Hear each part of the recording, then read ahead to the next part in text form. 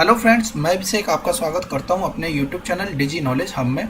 आज की इस वीडियो में हम क्लास 10 मैथ्स के आर डी शर्मा बुक के चैप्टर नंबर 4 क्वाड्रेटिक इक्वेशंस की एक्सरसाइज 4.11 को सॉल्व करेंगे। इससे पिछली वीडियो में हमने एक्सरसाइज 4.10 तक के क्वेश्चंस को सॉल्व कर लिया है।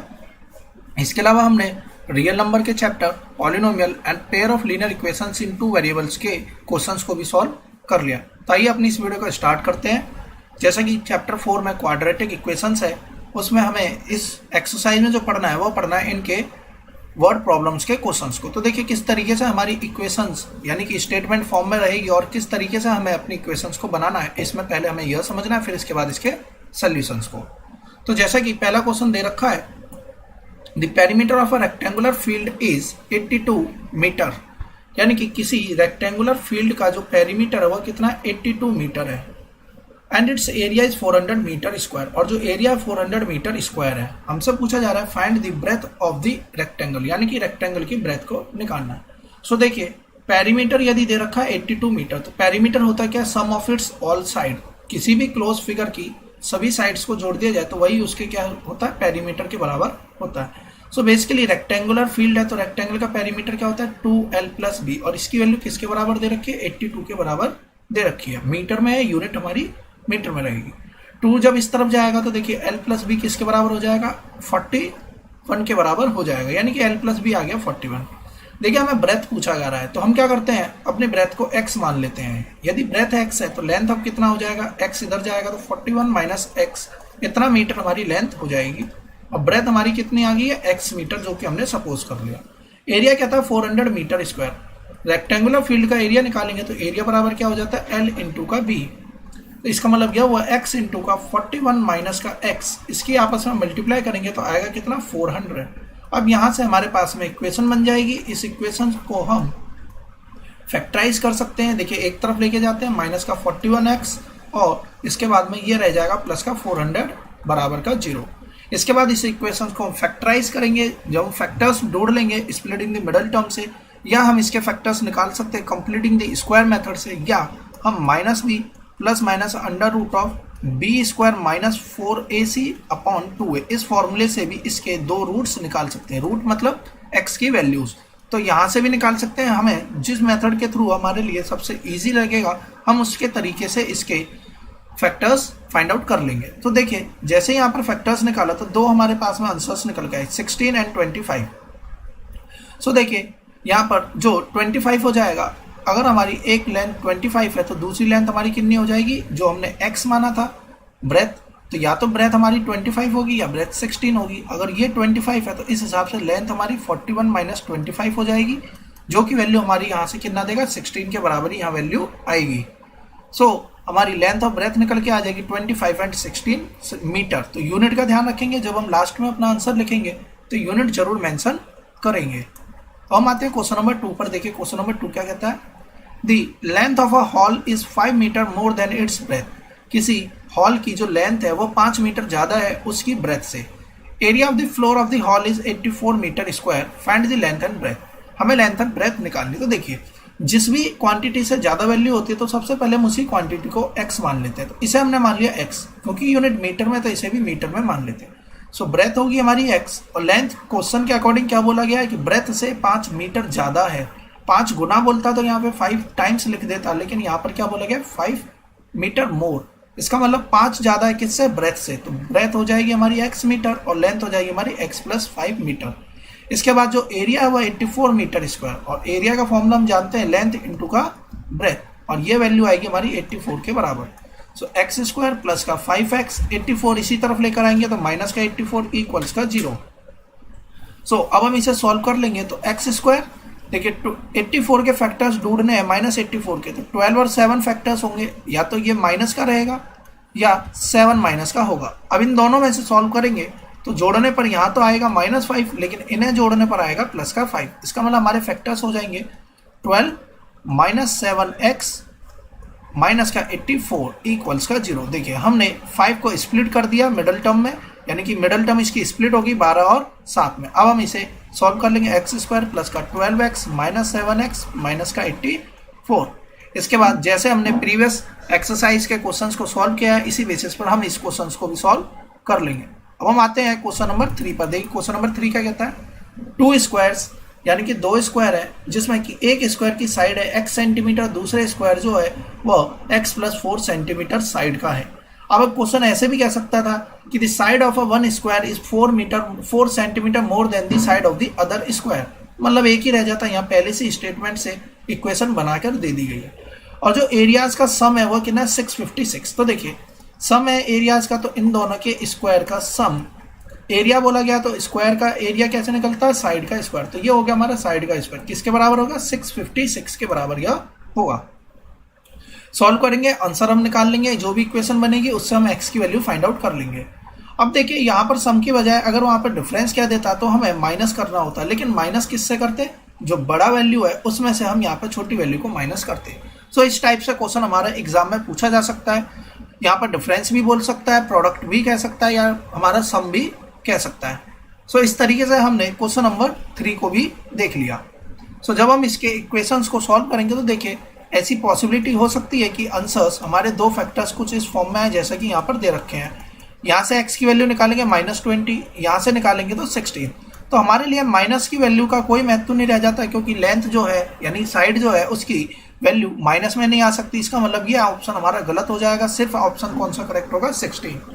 सो ध्यान रखिएगा जब भी इस टाइप का क्वेश्चन हम करके आते हैं, एग्जाम में आता है स्टेटमेंट वाला, तो हम ये जो आंसर निकल कर आया है उसे एक बार हम अपने स्टेटमेंट के हिसाब से वेरीफाई भी करते हैं। सो हमें यहाँ पर बोला गया था साइड्स, तो साइड्स कभी नेगेटिव नहीं हो सकती, इसका मतलब एक ही ऑप्शन करेक्ट है 16। सो यानी कि पहले स्क्वायर की साइड हो जाएगी 16 और दूसरे स्क्वायर की साइड हो जाएगी 16 + 4 यानी कि 20। सो इस तरीके से हमारा क्वेश्चन नंबर 3 कंप्लीट हो जाएगा। अब हम आते हैं क्वेश्चन नंबर 4 पर। देखिए क्वेश्चन नंबर 4 क्या कहता है, the area of a right angle triangle is 165 metre square. तो देखिए एरिया बोला गया राइट एंगल ट्रायंगल का, तो अगर ये राइट एंगल ट्रायंगल है तो इसका हम एरिया निकाल सकते हैं। Area of a triangle is half into base into height. इसके अलावा देखिए क्लास 9th में हम एरिया ऑफ ट्रायंगल्स निकालते थे सेमी पेरीमीटर को निकाल के, S minus A, S minus B, S minus C, ये भी एक फॉर्मूला होता था पेरीमीटर निकालने का, और इसका कर देता हम एरिया निकालने का। एरिया ऑफ ट्रायंगल हम इस फॉर्मूले से भी निकाल सकते थे जब जो ट्रायंगल हो वो स्केलेन हो, चाहे राइट एंगल ट्रायंगल हो या आइसोसेलेस या हमारे इक्विलेटर, कोई भी ट्रायंगल हो, हम इस फॉर्मूले से हीरोन्स फॉर्मूला कहते थे इसे। तो ये हमने क्लास 9th में सीखा है। अब सपोज कर लीजिए कि कोई ऐसा क्वेश्चन आ जाए जिसमें कि हमारे ट्रायंगल्स की अलग अलग वैल्यूज दे रखी हैं और स्केलेन ट्रायंगल हो, सो उस टाइम पर एरिया पूछा जाएगा, तो हमें ये नहीं कहना है कि हमने ये चीज़ नहीं पढ़ी है। तो ये बेसिकली हम क्लास 9th में पढ़ के आ चुके हैं, तो हम इसे भी अप्लाई कर सकते हैं। इसका मतलब यह हुआ कि क्लास 10th के जितने भी न्यूमेरिकल है, अगर वो प्रीवियस जितना भी आपने पढ़ रखा उस तरीके से सॉल्व हो सकते तो आप बिल्कुल सॉल्व कर सकते हैं, बस तरीका आपका वैलिड होना चाहिए। सो देखिए ये था हीरोन्स फॉर्मूला जिसमें हम s कैसे निकालते थे, a + b + c/2 करके हम s की वैल्यू फाइंड आउट करते थे। s क्या होता था हमारा सेमी पेरीमीटर। सो इस टाइप का क्वेश्चन नहीं है फिलहाल, तो इसकी बात हम नहीं करेंगे। ये सिर्फ आपके नॉलेज के लिए था कि हमने ये चीज़ भी पढ़ रखी है, अगर ऐसा क्वेश्चन बनता तो हम इसे भी सॉल्व कर सकते हैं। फिलहाल में देखिए राइट एंगल ट्रायंगल है जिसकी एरिया कितना है 165 मीटर का स्क्वायर। डिटरमाइन इट्स बेस, हमें इसका बेस बताना है, और इसका ऑल्टीट्यूड। ऑल्टीट्यूड मतलब इसकी हाइट हो जाती है। ऑल्टीट्यूड, हाइट या परपेंडिकुलर तीनों ही शब्द अपने आप में एक ही बात को कहते हैं, यानी कि इन सब तीनों का मतलब ये वाली साइड हो जाएगी हमारी, यानी कि इस साइड की ये बात कर रहा है। If the latter exceeds the former by 7, तो देखिए लेटर और एक्स फॉर्मर का क्या मतलब होता है। देखिए लेटर का मतलब है जैसे कि यहाँ पर लिखा हुआ है, अगर मैं इसे रब कर देता हूँ पहले फिर इसे समझते हैं। जैसे कि ये ट्रायंगल था हमारा राइट एंगल ट्रायंगल। अब देखिए राइट एंगल ट्रायंगल में यहाँ लिखा है बेस और यहाँ लिखा है ऑल्टीट्यूड। अब क्या लिखा है, इफ द लेटर, लेटर का मतलब है जो बाद में लिखा हुआ है, एक्सीड्स यानी कि जो बाद में लिखा गया है ये ज्यादा हो जाए द फॉर्मर, यानी किससे ज्यादा हो जाए, पहले वाली वैल्यू से। कितना ज्यादा हो जाए 7 मीटर, यानी कि जो ऑल्टीट्यूड है यह बेस से 7 ज्यादा हो जाए, ऐसा क्वेश्चन में बोला गया है। और हमसे बोला गया है कि उस ट्रायंगल का एरिया है 165 मीटर स्क्वायर। सो बेसिकली यहाँ पर रिस्पेक्टिवली भी लगाना पड़ेगा, क्योंकि तभी हमें समझ में आएगा कि कौन सी टर्म किसके लिए बोली गई। यानी बेस जो बोला गया है वो लेटर के, जो बेस बोला गया है वो आगे लिखा है, ऑल्टीट्यूड जो बोला गया है वो बाद में लिखा है। सो यहाँ पर जो लेटर वर्ड आया है ये बाद वाले के लिए आया है, जो फॉर्मर आया है वो पहले वाले के लिए आया है। सो अब हम बात करते हैं अपने क्वेश्चंस की किस तरीके से हम सॉल्व करेंगे। तो देखिए हमें यहाँ पर बेस और हाइट यानी कि परपेंडिकुलर या हम ये कहें ऑल्टीट्यूड को हमें यहाँ पे सपोज करना होगा। तो देखिए हमने बेस को मान लिया x, तो बेस हो गया x, तो जो ऑल्टीट्यूड है यानी बाद वाली वैल्यू है वो 7 ज़्यादा है पहले वाली से, तो ऑल्टीट्यूड कितना हो जाएगा, बेस हो गया x, तो ऑल्टीट्यूड यानी कि हाइट हो जाएगी हमारी x प्लस का 7, क्योंकि राइट एंगल ट्रायंगल है तो फॉर्मूला क्या होता है, हाफ इंटू बेस इंटू का हाइट। तो हाफ हमने लगाया, बेस कितना है x, हाइट कितनी है x प्लस का 7, और ये मिलके बनता है हमारा ट्रायंगल का एरिया, और एरिया कितना 165 मीटर स्क्वायर में, यानी कि यूनिट हमारी तीनों मीटर में रहेगी। जब आंसर हम फाइनली निकालेंगे तो यूनिट का विशेष ध्यान रखेंगे कि हमें आंसर्स के लास्ट में यूनिट लिखकर आनी ही आनी है। तो अब देखिए ये 2 इस तरफ जाएगा तो यहाँ बचेगा एक्स स्क्वायर प्लस का 7x, और ये हो जाएगा हमारा 330, और इसी तरफ आएगा तो माइनस का 330 इक्वल्स का 0। अब हम इसके फैक्टराइज करेंगे, इसके स्प्लिटिंग द मिडल टर्म से, तो देखिए 22 और 15 इसके क्या हो जाएंगे, फैक्टर्स बनेंगे, यानी कि हमने इसे स्प्लिट कर दिया मिडल टर्म को, जिसमें कि 22 प्लस का और 15 माइनस का रहेगा। मल्टीप्लाई करेंगे 330 आएगा, सॉल्व करेंगे तो 7x आ जाएगा। दो फैक्टर्स निकालेंगे, माइनस वाली वैल्यू हम नेग्लेक्ट कर देंगे, पॉजिटिव वाली वैल्यू को हम लिखेंगे। हम आते हैं क्वेश्चन नंबर 5 पर। देखिए इसमें अब हम क्वेश्चन नंबर 5 की बात करते हैं। टोटल क्वेश्चन है इसमें 10, तो अब हम क्वेश्चन नंबर 5 की बात करते हैं। देखिए क्वेश्चन नंबर 5 का कहता है, इज इट पॉसिबल, क्या यह पॉसिबल है, to design a rectangular mango grove, यानी कि हमें एक रेक्टेंगुलर मैंगो ग्रूव यानी कि मैंगो ट्री से, मतलब कि आम के पेड़ों से बना हुआ कोई रेक्टेंगुलर फील्ड बनाना है, जिसकी लेंथ ट्वाइस हो उसकी ब्रेथ से, यानी कि अगर ब्रेथ x है तो जो लेंथ हो जाएगी वो दुगनी हो जाएगी ब्रेथ से, तो लेंथ कितनी हो जाएगी, ट्वाइस ऑफ x, और उस फील्ड का एरिया हो जाए 800 मीटर स्क्वायर। सो अगर ऐसा है तो लेंथ और ब्रेथ निकालिए। तो देखिए लेंथ हमारे पास में आ गई 2x, ब्रेथ हमारे पास में आ गई x, और एरिया कितना 800 मीटर स्क्वायर। सो अगर हम यहाँ से एक्स स्क्वायर की बात करें तो 400 आएगा, और x की बात करें तो अंडर रूट ले लेंगे, स्क्वायर रूट आएगा, तो प्लस माइनस 20 दो वैल्यूज आएंगी, तो x की प्लस माइनस वैल्यूज 2 ही आएंगी। ऐसा इसलिए क्योंकि यहाँ पर पावर कितनी है 2, और क्वाड्रेटिक इक्वेशंस के 2 ही सोल्यूशंस निकल कर आएंगे, यानी जितनी पावर उसके सोल्यूशंस उतने ही होंगे। सो हम -20 को तो नेग्लेक्ट कर देंगे क्योंकि हमारी लेंथ ब्रेथ माइनस में नहीं हो सकती। सो इसका मतलब यह हुआ कि ब्रेथ हमारी जो 20 आई है और लेंथ हमारी कितनी हो जाएगी 40, तो बिल्कुल ऐसा पॉसिबल है। सो हम लिखेंगे yes it is possible to design a rectangular mango grove whose length is twice as its breadth where the length will be 40, और यूनिट क्या लिखेंगे metre, and the breadth is 20 metre. तो इस तरीके से हम अपने आंसर्स को लिखकर आएंगे। हम आते हैं क्वेश्चन नंबर 6 में। सेम इसी टाइप का क्वेश्चन है, लेकिन अब यहाँ पर स्टेटमेंट क्या बदल गई, क्या लेंथ ब्रेथ ना देकर सीधे क्या बोल दिया गया कि पेरीमीटर है 80 मीटर और एरिया है 400 मीटर स्क्वायर। सो देखिए हमने लेंथ को मान लिया, हम जानते हैं रेक्टेंगुलर फील्ड का एरिया होता है, सॉरी पेरीमीटर होता है 2l प्लस बी, और इसकी वैल्यू दे रखी है 80, तो l प्लस बी कितना हो जाएगा 40। तो सपोज कर लीजिए हमने लेंथ को मान लिया x, तो ब्रेथ कितनी हो जाएगी 40 माइनस x, तो लेंथ हो जाएगी x, ब्रेथ हो जाएगी 40 माइनस x, और मल्टीप्लाई करने पर ये वैल्यू किसके बराबर आनी चाहिए, 400 के बराबर आनी चाहिए। सो अब देखिए यहाँ से आंसर निकालेंगे तो एक्स स्क्वायर माइनस का प्लस का 40x, और ये हो जाएगा माइनस का 400 इक्वल्स का 0। x माइनस कॉमन कर लेंगे यहाँ से, और पूरी इक्वेशन से माइनस गायब, बराबर का 0। जब हम इसे फैक्टराइज करेंगे तो देखिए 400 के फैक्टराइज 20 और 20 ही बनते हैं, यानी कि ये एक तरीके से फॉर्मूला है। किसका फॉर्मूला, ये x माइनस 20 के होल स्क्वायर का फॉर्मूला है, इक्वल्स का 0। क्योंकि हमने आपको बताया कि अगर पावर में है 2 तो इसके 2 ही फैक्टर निकल कर आएंगे। ऐसा नहीं है कि हम इसका अंडर रूट ले लें और सिर्फ x बराबर 20 आ जाए, बिल्कुल गलत हो जाएगा। हम इसे लिखेंगे इस तरीके से, और अब ये वैल्यू 0 के बराबर है। इसका मतलब या तो ये 0 रहा होगा या ये 0 रहा होगा। इसका मतलब यह हुआ कि x की वैल्यू 20 आएगी। 2 सोल्यूशंस निकलेंगे लेकिन दोनों ही बार में यह वैल्यू 20 के बराबर ही होगी। मतलब यह हुआ कि लेंथ हो जाएगी 20 और ब्रेथ भी हो जाएगी 20, यानी कि ये एक तरीके से स्क्वायर की फॉर्म में फील्ड होगा। अब देखिए हमसे पूछा गया था रेक्टेंगल, लेकिन यहाँ पर बन गया स्क्वायर, तो हम जानते हैं कि every square is a rectangle, sorry अब बिल्कुल every square is a form of rectangle. तो जितने भी स्क्वायर होंगे वो रेक्टेंगल तो होंगे ही होंगे, क्योंकि रेक्टेंगल की साइड में बात करता है तो एल और बी रहती है और 90 डिग्री का एंगल होता है। सो क्या यह यहाँ पे सेटिस्फाई हो रहा है, बिल्कुल सेटिस्फाई हो रहा है। तो इसका मतलब है कि हमारा आंसर क्या बना, लेंथ भी 20 और ब्रेथ भी 20 मीटर ही आएगी। लास्ट में हम आंसर में यूनिट जरूर मेंशन करेंगे। हम आते हैं क्वेश्चन नंबर 7 पे। देखिए क्या कहता है, the sum of the areas of 2 square is 640 metre square, यानी कि 2 स्क्वायर है जिसका एरिया की बात करी गई है, उनकी एरियाज को जोड़ दे तो आएगा 640 मीटर स्क्वायर। और कहता है इनके पेरीमीटर्स का डिफरेंस है 64 मीटर। मतलब यह हुआ कि अगर हम इसकी साइड को x मान लें और इसकी साइड को y, तो एरिया कितना हो जाएगा x स्क्वायर, इसका एरिया हो जाएगा y स्क्वायर, जोड़ने पर कितना आएगा 640। लेकिन अगर सिर्फ एक यही स्टेटमेंट हो तो हम यहाँ से कभी भी आंसर्स नहीं निकाल पाएंगे। इसका मतलब यह हुआ एक और स्टेटमेंट गिवन है कि पेरीमीटर का जो डिफरेंस है वो 64 मीटर है। हम इसका पेरीमीटर निकालें तो सम ऑफ इट्स ऑल साइड, अगर ये x है तो सारी साइडें x है, तो पेरीमीटर कितना होगा 4x। यहाँ भी पेरीमीटर हो जाएगा 4y।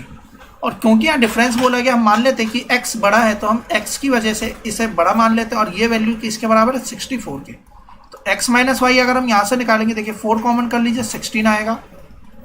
हमारे पास में एक ये इक्वेशन है और एक हमारे पास में ये इक्वेशन है। हम इसमें वैल्यू सब्स्टिट्यूट करके भी सॉल्व कर सकते हैं, यानी कि y की x की वैल्यू निकालें कितना हो जाए 16 प्लस का y। अब x यहाँ पर पुट कर देते हैं 16 प्लस का y, तो देखिए कितना बनेगा 16 प्लस वाई का square plus y square equals का 640। अब हम इसे फर्दर सॉल्व कर लेंगे जैसा कि यहाँ पर सोल्यूशन में दे रखा है। आंसर निकालेंगे तो माइनस वाले को हम नेग्लेक्ट कर देंगे, पॉजिटिव वाला हमारा करेक्ट होगा। जैसा कि हमने फर्स्ट स्क्वायर की हमने साइड को बड़ा माना था, तो यानी कि फर्स्ट स्क्वायर की साइड कितनी आ जाएगी 24 और सेकंड स्क्वायर की साइड आएगी 8 मीटर। तो इस तरीके से हम आंसर अपना निकाल लेंगे। क्वेश्चन नंबर 8 देखिए, सेम इसी बेसिस पर हो जाएगा। हमने पेरीमीटर की बात करी गई है, इसका मतलब यह हुआ कि एरिया स्क्वायर है तो स्क्वायर का पेरीमीटर 4x माइनस 4y बराबर का 16 है। तो अगर हम यहाँ से x माइनस वाई की बात करें तो x माइनस वाई कितना हो जाएगा 4 के बराबर होगा। अब देखिए, जैसा कि प्रीवियस क्वेश्चन में यहाँ पर जो वैल्यूज मानी गई थी, सपोज करा गया था, वो स्क्वायर की साइड को सपोज किया गया था। लेकिन इस क्वेश्चन में अगर हम ध्यान से देखें तो इन्होंने साइड को ना सपोज करके पूरे पेरीमीटर को ही लेट कर लिया है। हमारा कोई फर्क नहीं पड़ेगा, आप चाहे इस पैटर्न से करो चाहे आप डायरेक्टली इस तरीके से करो। तो मान लेते हैं कि हमने जैसे प्रीवियस क्वेश्चन करा उसी बेसिस पे करते हैं। x बराबर कितना आएगा 4 प्लस का y। ये हमारा बन गया पहली स्टेटमेंट जो कि हमने पेरीमीटर से फाइंड आउट कर लिया है। अब हम आते हैं दूसरी statement, sum of the areas of square is 400, यानी कि x square plus y square कितना 400 सेंटीमीटर स्क्वायर। और यूनिट का ध्यान रखेंगे, सारी यूनिट सेम ही होनी चाहिए, यानी कि पेरीमीटर सेंटीमीटर में और एरिया सेंटीमीटर स्क्वायर। ऐसा नहीं कि ये सेंटीमीटर हो ये मीटर स्क्वायर हो, तब उस केस में हमें पहले यूनिट सेम करनी पड़ेगी, तब जाकर हम अपने इस क्वेश्चन को सॉल्व करेंगे। एक्स की जगह पे 4 प्लस वाई रखते हैं, तो देखिए 4 प्लस वाई का square plus y square equals का 400, 16 प्लस का वाई स्क्वायर प्लस का 8y प्लस का वाई स्क्वायर इक्वल्स का 400। सॉल्व करेंगे कितना आएगा 2y स्क्वायर प्लस का 8y, और ये वैल्यूज को अगर हम यहाँ पर ले आएंगे तो माइनस का 384 इक्वल्स का 0। हम इसे फर्दर सॉल्व करेंगे कितना आएगा वाई स्क्वायर प्लस का 4y माइनस का 192 इक्वल्स का 0। अब हमें ऐसे फैक्टर्स देखने हैं 192 के, जिससे कि हम सॉल्व करें तो 192 आ जाए मल्टीप्लाई करके और जोड़ने पर 4 आ जाए। तो देखिए हमें फैक्टर्स कैसे निकालने, सबसे पहले इसे 2 से ही फैक्टर्स निकालेंगे। हम इसका प्राइम फैक्टराइजेशन करेंगे, 2 9 जा 18, 2 6 जा 12। 2 से दोबारा करेंगे तो देखिए यहाँ पे 4 टाइम्स में 8 टाइम्स में, 2 से दोबारा करेंगे 24, अगेन करेंगे 12, 2 6 2 और यहाँ पे 3। अब हमें इनमें से देखना है कि किससे मल्टीप्लाई करके हमारा 4 आ सकता है। मान लेते हैं कि हम इसकी और इसकी सॉल्यूशन देखते हैं। यहाँ पर 8 आ जाएगा, 2 इंटू 2 इंटू 2 3 टू 8, और यहाँ पे 24 आएगा। तो देखिए 8 और 24 से कभी भी वैल्यूज नहीं लाई जा सकती, लेकिन क्या हम इसमें इस तरीके से वैल्यूज ला सकते हैं 3 इंटू 2 इंटू 2, 3 इंटू 2 6, 6 और 2 12, और इसकी मल्टीप्लाई करते हैं 2 दूनी 4 दूनी 8 दूनी 16। तो देखिए 16 और 12 से वैल्यूज आ जाएंगी, यानी कि 16y माइनस का 12y माइनस का 192 इक्वल्स का 0। अगर हम यहाँ से y कॉमन कर ले तो y प्लस 16 माइनस का 12 कॉमन कर ले तो y प्लस का 16 इक्वल्स का 0। y माइनस 12 और y प्लस का 16 इसके फैक्टर्स हो जाएंगे, लेकिन जब हम आंसर निकालेंगे तो y की वैल्यू यहाँ से आएगी प्लस का 12, यहाँ से आएगी माइनस 16। इसे हम नेगलेक्ट करेंगे, y हमारा निकल के आ गया 12। इसका मतलब है कि एक साइड हो जाएगी 12 और दूसरी साइड हो जाएगी हमारी 16, क्योंकि 4 हम इसमें ऐड कर देंगे। यूनिट सेंटीमीटर में, यूनिट हम सेंटीमीटर में लिखेंगे। हमारी साइड्स क्या निकल के आई 2 स्क्वायर की 12 और 16, जैसे कि यहाँ पर भी 12 और 16 ही आंसर आया। अब देखिए यहाँ पर क्या करा गया, इसे किस तरीके से सॉल्व किया गया, इसे भी देख लेते हैं कि यहाँ पर देखिए पेरीमीटर को ही x मान लिया है। तो दूसरा पेरीमीटर जो है, जब डिफरेंस है 16 का, तो हमने बड़े वाले को मान लिया x प्लस 16। तो जब हम साइड निकालेंगे तो पेरीमीटर 4x होता है, 4 टाइम्स हो जाता है साइड्स का, तब जाकर पेरीमीटर निकलता है। तो यहाँ पेरीमीटर को x मान लिया तो साइड कितनी हो जाएगी x/4, जैसा कि यहाँ पर लिखा गया है। जब हम दूसरे वाले पेरीमीटर से साइड निकालेंगे तो यहाँ भी अपॉन में आ जाएगा, क्योंकि यह एरिया का सम है। तो अब हम इसका स्क्वायर और इसका स्क्वायर को जोड़ देंगे तो 400 के बराबर आएगा। तो हम इस तरीके से भी सॉल्व कर सकते हैं। तो ये हम पे डिपेंड करता है कि हमने अपने इक्वेशंस किस तरीके से, हमने किसको क्या माना, यानी हमने साइड को मान लिया या पेरीमीटर को x माना है। सो आप किसी भी तरीके से कीजिए, देखिए आंसर में कोई फर्क नहीं पड़ेगा। हम आते हैं सेकंड लास्ट क्वेश्चन पे। देखिए किसी रेक्टेंगुलर फील्ड का एरिया दे रखा 528 मीटर स्क्वायर, लेंथ की बात कर रहा है मीटर में, इज 1 मोर देन। तो देखिए स्टेटमेंट कैसे बनेगी, लेंथ है 1 मोर देन यानी कि 1 मीटर ज्यादा है, मोर देन ट्वाइस यानी कि दोगुने से, इट्स ब्रेथ यानी उसके ब्रेथ से। तो मान लेते हैं ब्रेथ को x, तो लेंथ कितनी हो जाएगी 2x प्लस का 1। सो हमारे पास में एरिया कैसे निकलेगा, लेंथ 2x प्लस 1 इंटू का ब्रेथ x इक्वल्स का 528। सॉल्व करेंगे, x की वैल्यू निकालेंगे, जहां माइनस बनेगा उसे हम नेग्लेक्ट करेंगे और पॉजिटिव वाले को हम आंसर मानेंगे। इसके बाद में हम यहाँ पे वैल्यू पुट करके लेंथ भी निकालेंगे, ब्रेथ भी निकालेंगे। यूनिट का ध्यान रखेंगे, यूनिट यहाँ पर मीटर में जरूर मेंशन करके हम आएंगे। चाहे तो हम लास्ट में अपनी स्टेटमेंट फॉर्म में लिख सकते हैं, so the length of the plot be 33 metre and breadth भी 16 मीटर।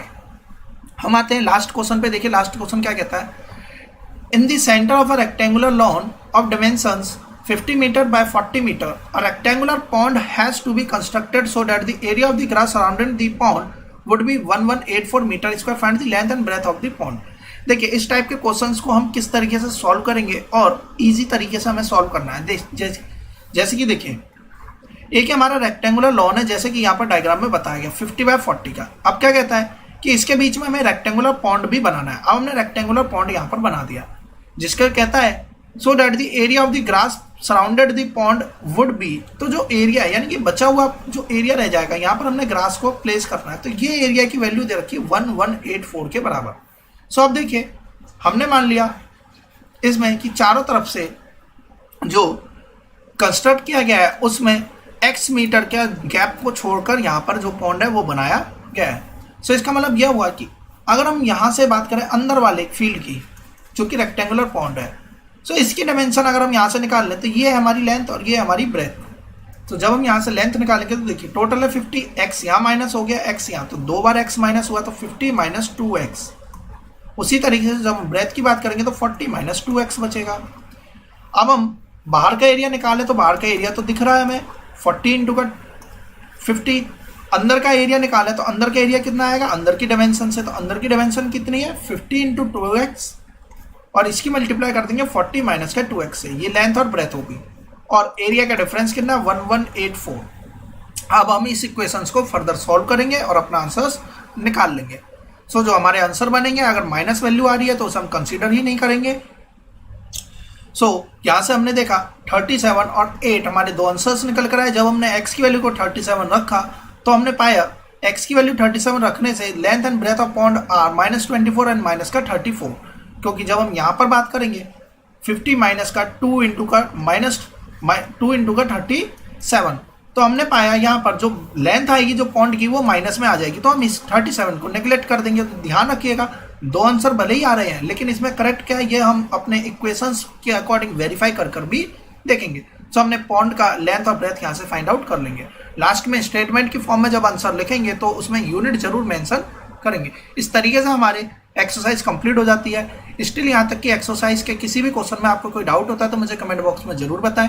और अगर आपको ये वीडियो पसंद आई हो तो इसे लाइक करना, शेयर करना ना भूलें। आपने अगर अभी तक मेरे चैनल को सब्सक्राइब नहीं किया तो चैनल को सब्सक्राइब कर लें। आने वाली वीडियोस की नोटिफिकेशन पाने के लिए बेल आइकन को प्रेस करें। Thanks for watching my video. Have a nice day.